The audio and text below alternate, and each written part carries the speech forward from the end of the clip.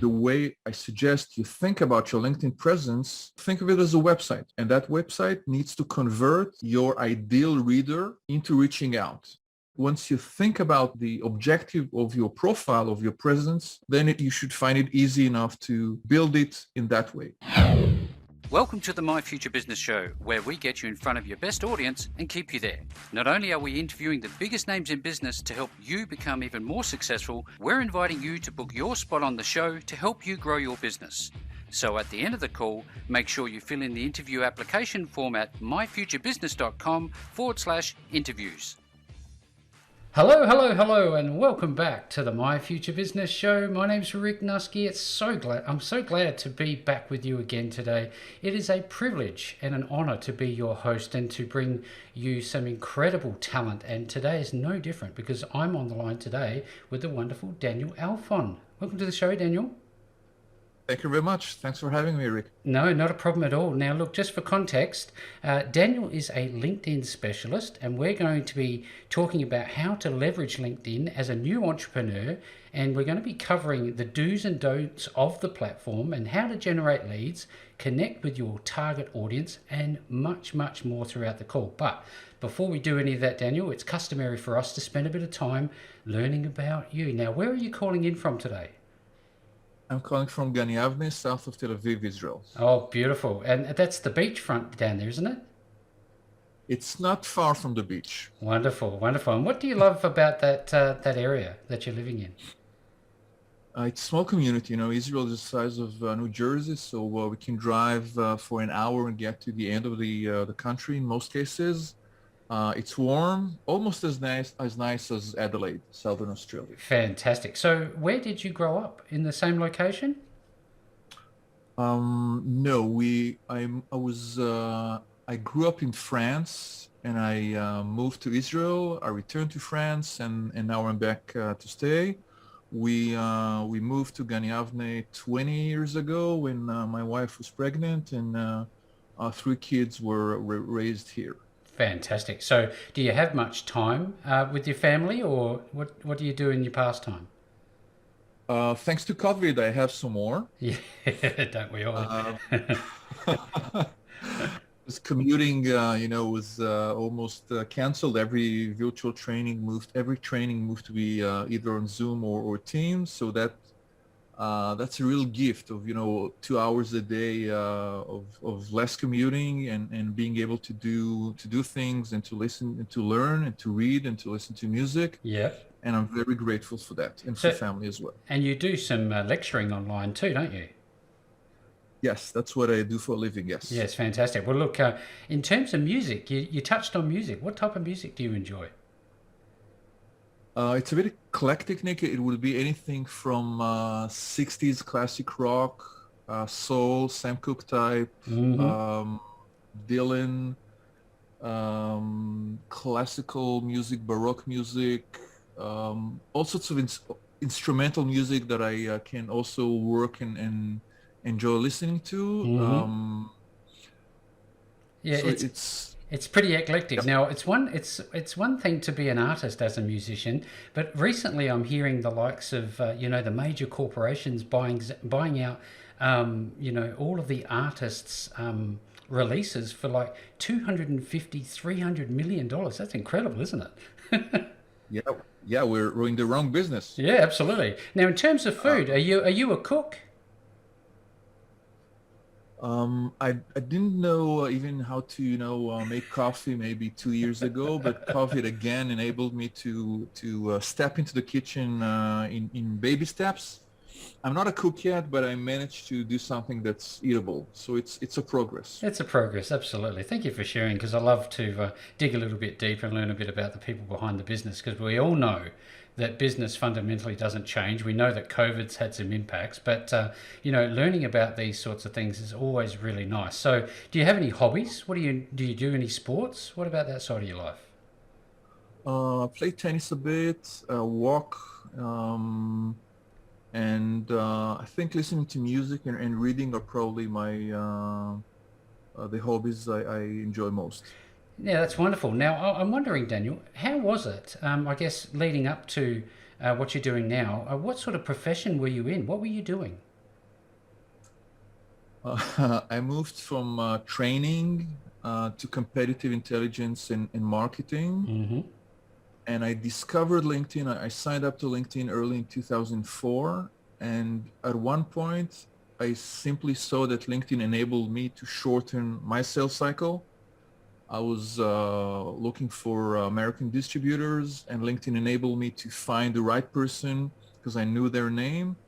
And then at one point, I was looking for a playbook about LinkedIn, but there was no playbook I could find. And that led me to dive deeper into it and write a book about it and publish content about it. And the platform itself has grown by leaps and bounds, and it's very rich now. Yeah, it's funny because you're one of the very few profiles that I've seen where I click your image and it shows a video. That was a really nice touch. Thank you very much. Most of the things you can do on LinkedIn are free. You just need some. It requires a bit of time to play with and do it. And I could think of many ways entrepreneurs could leverage that, because it still amazes people to see, it has to be a short video. It's muted the first time, Yep. but you can still make a very strong impression with your pitch in 5 or 10 seconds, and that's something that's easily done. Yeah, I noticed absolutely, and I thought that's really, really good introduction to you as a person, as a professional who's obviously that's your whole life is LinkedIn. So it makes good sense that you know all of the ins and outs. But I'm wondering, I feel just intuitively that LinkedIn is an underutilized resource. What do you think of that? I couldn't agree more. On the one hand, it has close to 1 billion users, and every second 2 people sign up. And on the other hand, most LinkedIn users only go to LinkedIn occasionally when they need either to look someone up, or when they're looking for clients, or when they're looking for a new job. And below the hood, if you look at the LinkedIn engine, it has lots and lots of powerful content, amazing possibilities that only require a system and time. And time.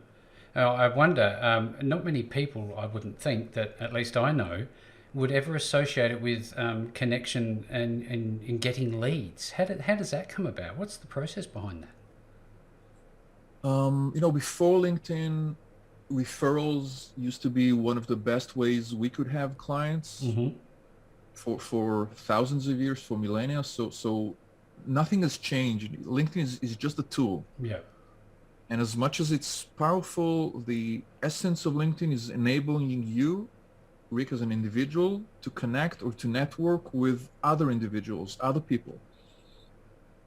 And instead of, if you're an entrepreneur, then the way I suggest you think about your LinkedIn presence is not as a job seeker. It doesn't have to look like a CV. I was chief of marketing there, and then I moved here. But just think of it as a website. And that website needs to convert your ideal reader into reaching out, either downloading your app or going to myfuturebusiness.com or requesting an interview, anything like that. And once you think about the objective of your profile, of your presence, then you should find it easy enough to build it in that way. There seems to be some like higher tiers, like your premium account options there. For example, when I connected with you, I was still able to send you that initial message. Do you see any validity in small businesses and medium-sized businesses actually going up to that next level and opening up the premium features? It's a good question. I wouldn't advise starting by using the premium LinkedIn features, because if you got it, you would not appreciate what you get. Yeah. And truth to be told, the free product is so overwhelming that many users have not discovered more than 5 or 10% of out of the possibilities that a free account offers.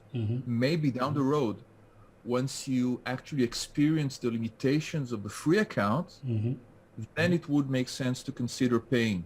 But until you get to that point, it doesn't make sense to to move for a premium account, in my opinion. Okay, so what about business building? Is it just as good for personal relationship building from a professional standpoint as it is, B2B?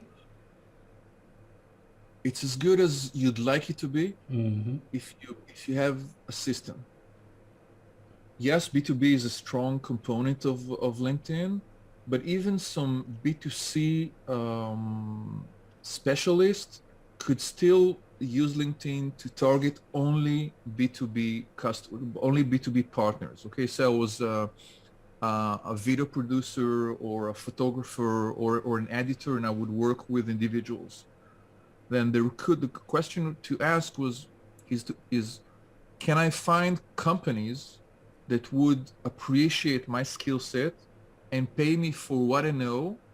And they would call it, maybe instead of just video production, it would be a video of the company sales meetings or the company products Mm-hmm. or something else. But you could certainly use your skill set in a B2B environment in most cases, and that will enable you to keep your B2C focus elsewhere, maybe on your website, and only present the B2B angle on LinkedIn. And that would be the best of both worlds. That's fantastic feedback. Thank you very much for sharing. Now, what type of businesses do you see using LinkedIn, and are there any categories of businesses or industries in themselves that benefit more than others? LinkedIn is one of those great equalizers. I've seen small, I'm based in Israel, startup nation, so we Mm-hmm. have, more unicorns since we started this conversation than Yep. maybe other parts of the world. Yep. And I see that some founders and some startup managers manage to leverage LinkedIn fantastically. And you see, much larger companies that have hundreds and even thousands of employees with no LinkedIn presence and all sorts of mistakes. It just requires an understanding and a decision to use LinkedIn. Do you think it And therefore that does that therefore make it almost mandatory for medium to large size businesses to have a LinkedIn profile? de facto it has become mandatory. Just one quick example: when Mm-hmm. you run a search for someone's name, Yep. then in 90% of the cases, their LinkedIn profile would pop up in the first page, and it's often in one of the very top results. So it doesn't matter if that manager, if that person has not logged in LinkedIn for 2 years, but when you run a Google search on that person, then LinkedIn will show up. The question we should ask ourselves is do we let LinkedIn use it, or do we as individuals want to decide what to show the world? Yeah. And of course, the second choice is much better. You call the shots. Yeah, absolutely. Now, I wonder, what do you personally love about LinkedIn? What is your number one thing that really stands out for you as being a great feature? Uh, There's Along the probably many years, of them. yeah, there are many. I still think that long form content and articles are, when written well, are interesting on LinkedIn, and that enable us to discover new content. Maybe a quick example of a feature: you can follow anyone on LinkedIn without being connected to that person. Yeah. So whenever you visit someone, it also it boils down to your connection strategy. Maybe we'll touch on that later. But if you see someone who's producing content and you want to subscribe to that sort of content or get notified when that person shares something publicly, then it takes one click and you don't have to ask for permission. And that means your feed will become more relevant. Yeah. And if you'd like to learn more about some technology or some business or some segment, then within a few minutes you will find interesting people, amazing thought leaders, and you will be able to follow their LinkedIn profiles, and maybe also down the road engage. Yeah, and this is where somebody like yourself, Daniel, would come in because business owners are super busy already. So to have to learn all of this stuff, it's taken you many years, I'm sure, to get to the point that you have. Now, I wonder if should all roads lead back to LinkedIn, or should you have your own website? Do you think it's that you could get away with having one and not the other, or both?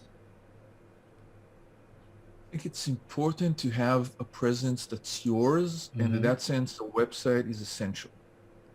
And even LinkedIn should point to your website. Right. However, if it takes you too much time to build your own website, then in the meantime, you can treat LinkedIn as one of your websites. Yeah. And until your website, is up and running, you can always consider LinkedIn to be another website you own. But in the long term, it's best to have your own website, your own mailing list, your own thing, because LinkedIn it will not disappear overnight, but you don't own everything on it. And if you want to be on the safe side, you must have a website that's yours. So I think about strategic uses of LinkedIn, and I think to myself, well, I could do market research on here. I could, so I could work out my target demographic before I start to produce a product or whatever it might be before I enter a market. What are some of the other strategic connection uses that you can think about? The market research you mentioned, Rick, is excellent, and maybe we can think about the next logical step. Say you wanted to help podcasters launch their website and monetize their website. Then after researching LinkedIn and finding lots and lots of podcasters or people who could launch their podcast, one thing you could do is to look for specific podcasting groups on LinkedIn. And that enables you to find groups with hundreds and thousands and tens of thousands of podcasters. And you could help those people by sharing non-salesy educational content in that group. The value and first. Why is that important? Because even if you have, 20,000 connections, then there will still be a lot of other people you will never be connected to, and those people could become clients. So group is one way to focus and niche down on your target industry without being limited by your own connections. That's fantastic feedback. We touched on, I guess, the do's and the don'ts on the platform. They all have rules, and oftentimes, Daniel, they have pages and pages of policy, and it's very difficult to get through. So I'm wondering if you can shed some light on the do's and the don'ts, some of the main ones. I think the first one I think it needs to be mentioned is that LinkedIn doesn't allow you as a user to use automation. Right. Let's just try to understand what that means. There are many tools out there that tell you we can auto-connect with 2,000 people for you. We can visit 500 profiles a day, and we will make sure that they get a sequence of here's my connection request, here's an article, and let's jump to a Zoom call or something like that.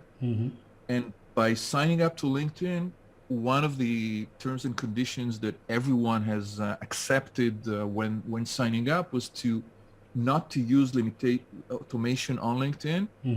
And the fact is that LinkedIn actually not only bans automation, but at one point, LinkedIn will also restrict your own account if you use such an automation. And that means it's not only will you not be able to use the tool, but you might lose your network, access to your contacts, and your LinkedIn profile altogether. So it's a very risky area. I think it's best to think about LinkedIn as a professional, conservative, slow, and safe environment. And as a guideline, it should cover pretty much everything we need. We don't even in terms of interest, LinkedIn is not a place where you would share lots of content that is personal versus professional. Right. So when a new user is going through the onboarding process, I'm wondering if we can maybe elaborate a little bit and share with them some of the things they should do when onboarding? What are, like, for example, they've got a few connections, they know a few people. Do they reach out? Do they send them a hello message? What's the process that you would recommend? Good. So let me ask a slightly different question, and that relates to the profile versus connections. Okay, Right. what many people do is connect with hundreds of people or thousands of people, and then remember that their profile isn't converting their ideal client. So before reaching out to anyone, my very first tip when onboarding or starting on LinkedIn would be to actually make sure that your own profile converts. And that could take 30 minutes, 45 minutes, just showing the best content, taking you were mentioning websites, taking the best content from your website and showing it on LinkedIn is the first step to do. Otherwise, what you're doing is it's as if I was to run a campaign for Rick Nusky, and the first Google result would be a page under construction. Yeah, right. It doesn't make sense. No. So first, build your presence there, and then expand your network and send connection and have a connection strategy. Are you aiming at quantity or quality? Yeah, you almost rely on the omnipresence of time passing by, don't you? You just take it slow and one step at a time. I noticed, Daniel, that it seemed to me at least that you had two different types of profile pages. Is there a difference? Is there a main profile? Very much like the Facebook experience where you can have your own main profile and then pages. Is it like that or? It's similar to that in the sense that as an individual, you would have your profile, that's the term. But as a business, you would also have a page. In other words, my future business could have a LinkedIn page. And a LinkedIn page would be the page where companies would list their employees. Another counterintuitive thing to remember is that for most SMBs and most entrepreneurs, the page is not that important on LinkedIn. The profile is much more important because most LinkedIn users do not follow pages. Right. Most LinkedIn users connect on an individual basis. So they would look you up, they would find you, they would send you, Rick, a connection. They would not follow my future business page because it's not something most people do. So don't worry about the page. Start with your own profile. And once you have 200 employees, then make sure that your page shares something once a month. But it's not, if you compare it to Facebook, then the LinkedIn page is pretty static, and it's not where you should focus as an entrepreneur or even a small and medium business owner. Fantastic feedback. Thank you very much, Daniel. Now, I'd like to take a bit of a deep dive into the generation of leads on LinkedIn. I understand that there's a pay per click service in LinkedIn. Is that correct? Yes, LinkedIn offers a lot of ways to generate leads. Maybe one thing we could do is dive into the potential ways of generating leads on absolutely. LinkedIn. Yes, thank you. Cool. So there are six main ways to generate leads on LinkedIn. Five of them are free. Let's really mention them quickly. The way you could market on LinkedIn is either through active referrals, that's the first method, or connecting and nurturing those relationships, that's the second. Attracting people with content, that would be the third. Events, virtual or physical events, paid advertising, and transforming splash posts. So all in all, the acronym would be ACCEPT, ACCEPT. Right. Each of those is viable. Each of those could lend you clients. The worst thing to do is to jump from one method to another because it takes time. Again, one is based on the fact that you know your network well, and the second is based on having 30,000 connections. So you would not have enough time to generate leads if you moved from one system to the other. And maybe one thing you could consider is having, really analyzing what you're looking for, the number of clients you're looking for, whether they're active on LinkedIn or not, how many clients, how many inquiries can you handle? Yeah. Are you in the mass market? Or do you only want them to download something? Or is it a consultative sale? Is it an expensive product? Do you need to onboard them manually or individually? And that will also affect your choice of generating leads on LinkedIn. Mm-hmm. A frequent method that many marketers use is cold connecting, and then having a series of messages through LinkedIn or outside of LinkedIn. That method has backfired for many of them. I bet. Because we don't like to be sold to, and we sense the automation, and it's no longer effective in my eyes for many companies. There's definitely some rules around where you send people to, especially if it's back to your website and say it's a landing page. Do they have tight policies on what type of page you can send them externally to outside of the LinkedIn platform? What LinkedIn does is penalize you if, let's discuss maybe sharing on LinkedIn. Mm-hmm. Let's say that you have two options. One is to write an article or a post with, say, your insights from a recent interview you had, and you interviewed Paul Farija, and you understood that the story with a capital S is something that many marketers could benefit from. Right. But you could also just link to the episode and send people away to your podcast. LinkedIn will penalize that second approach because LinkedIn simply wants people to stay on LinkedIn.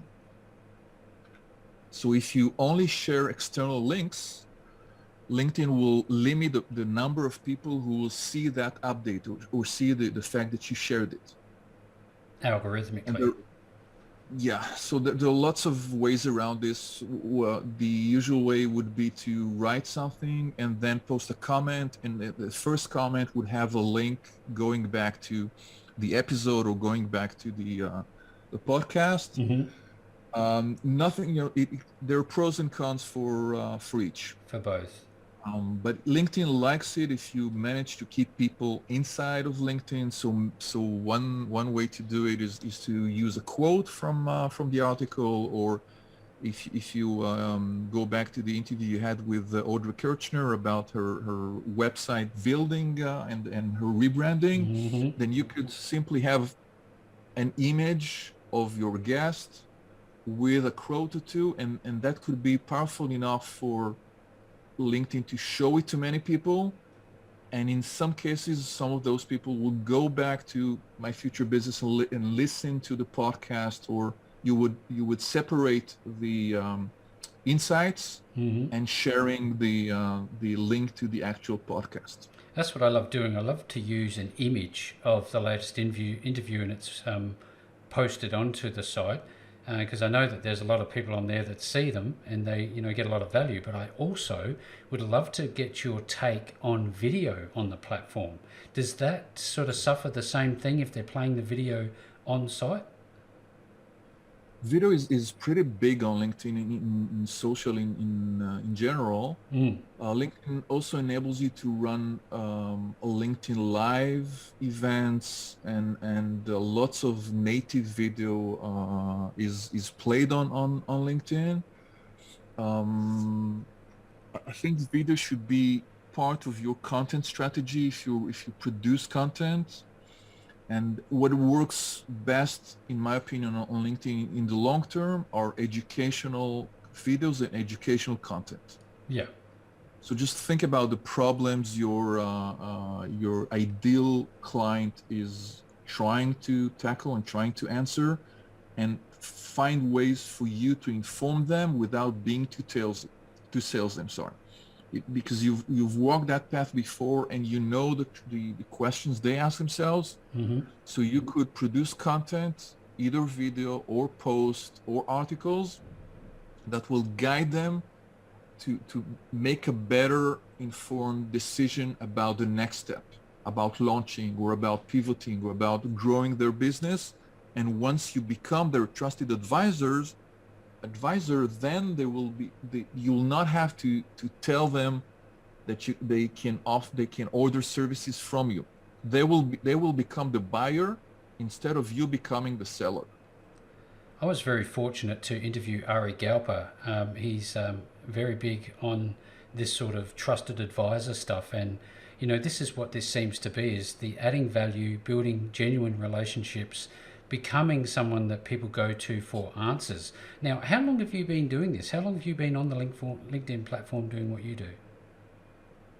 I signed up. It was 17 years ago, so it was February 2004. Wow, time flies, doesn't it?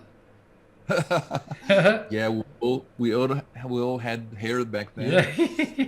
Uh, but and then I published my book in I 2014, was going to ask and you I about think that. my first training, it initially was helping friends, maybe 2007, 2008, and then what happened is that those friends, became entrepreneurs themselves, and they brought me to train their sales team. So it's over 13 years maybe. Wow, it's a snowball, isn't it? Now, let's go back to your book, How to Build a LinkedIn Profile for Business Success.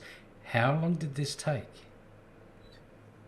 Um, I've never told anyone this, but the reason I wrote the book is that I went to Amazon to order a book I wanted to read, and then I had some pop-up saying, "Are you an author? Click here."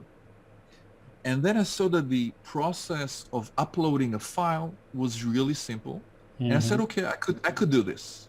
And I imagine it would take me maybe 3 weeks. I had everything in my mind, and it took me probably closer to a year and a half. Oh, wow. Um, because writing, I did write pretty quickly, but I wanted to edit it and improve it and add screenshots and make the sequence a lot more intuitive. So rewriting and editing took a lot of time, but I think the end result was more user friendly and enable readers to really improve their LinkedIn presence without being overwhelmed. Yeah, it's a real credit to you because I know full well how much of a challenge it is to take an idea and actually turn it into a useful, and I emphasize useful book in nowadays, especially with something like LinkedIn. Now, I'd love to, if we could, Daniel, to switch over to your professional services and talk a little bit about what it is that you actually do for your clients. Excellent. With pleasure. I do everything that LinkedIn enables my clients to do. So the first question would be, can you explain or can you identify the sort of client you're looking for? Because if you cannot do that, then LinkedIn will not help you, and I'm afraid I will not be able to help you a lot. But if you Mm. know what services you'd like to offer, and if you manage to define your ideal client, then we would walk through a couple of questions and analysis and seeing what the current situation is and where you'd like to be. In many cases, it starts with training either to the sales manager or a PA or someone else in the company. And by that time, we see the content that the company has produced or is about to produce and the right methodology for that. For some managers, it would be through content. Through others, it would be through referrals. Yet others will use the Connect and Nurture or other systems. And it's a journey. I think the clients I work with gain clients and revenues, but they also gain insights about, I'm probably one of the few people ask them specific questions about their target audience. Right. In some cases, it's something they've done for years, and they find themselves, stuttering and thinking about ways to define their ideal clients, or what sort of keywords would we use, what sort Hmm. of position would that person have. And I also have 90% of my clients come through referrals, and that would sound like I got your phone number or your email from someone who attended a lecture like 3 years ago, and now I'm able to do my own thing, and I wanted to ask for your help. It's an interesting journey, Oh, yeah. and once you understand how LinkedIn works, the more you invest your time in it, the better the results you'll see are going to be more impressive. Absolutely. This is wonderful feedback. I'm loving this journey that you're taking us on because, as I mentioned to you before, we have not had many LinkedIn specialists, and you are up there with the best of them. So, thank you very much for sharing. Now, more importantly, is there an application process? And if there is one, where are people going to find you outside of LinkedIn? Do you have your own website where they need to go? Yes, I eat my own dog food, and Daniel Alfon is my website, and that's the best place to start. There's a lot of free content there, articles, a giveaway, a freebie about your LinkedIn headline, and a messaging system that enables anyone to get in touch. Thank you very much for this. Yeah, no, look, it's an absolute pleasure to have been able to spend some time with you. Everybody who was on the show today would have definitely taken some tidbits, some nuggets of gold, as it were. And so if you're on the call today and you're interested in LinkedIn, I'm certainly sure you should be, you can visit danielalfon.com. I'll be making sure that link back to Daniel, and as well as go check out his profile on LinkedIn. Should be an obvious step from this call forward. So with all that being said, Daniel, thank you so very much for joining me on the My Future Business show today. Thank you very much, Rick. It's been a pleasure. Thanks for joining us today. If you enjoyed the call, then make sure to subscribe, leave a comment, share us with your friends, and book your spot on the show at myfuturebusiness.com/interviews. And if you're looking for solutions that will help grow your business, then visit myfuturebusiness.com/shop.